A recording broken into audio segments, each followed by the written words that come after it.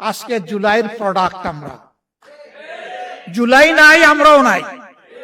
জামায়াত আমির doctor Shafiqur Rahman বলেছেন, দেশের বর্তমান রাজনৈতিক পরিস্থিতি ও পরিবর্তনের পেছনে জুলাই আন্দোলনের বড় ভূমিকা রয়েছে। তার মতে সরকার, বিরোধী দলসহ সব রাজনৈতিক শক্তি এই আন্দোলনের ফল, অর্থাৎ সবাই জুলাই প্রোডাক্ট। সোমবার সকালে রাজধানীর আইডিইবির মুক্তিযোদ্ধা হলে গণভোটের রায় বাস্তবায়ন শীর্ষক ১১ দলীয় ঐক্যের জাতীয় সেমিনারে তিনি এই কথা বলেন। তিনি বলেন, জুলাই আছে বলেই আমরা আছি, জুলাই আছে বলেই সরকার ও বিরোধী দল আছে। আমরা সবাই জুলাই প্রোডাক্ট। জুলাই না থাকলে আমাদের অস্তিত্ব থাকত না। তিনি আরও বলেন, জুলাইয়ের চেতনার বিরুদ্ধে গেলে কোনো পক্ষই টিকতে পারবে না।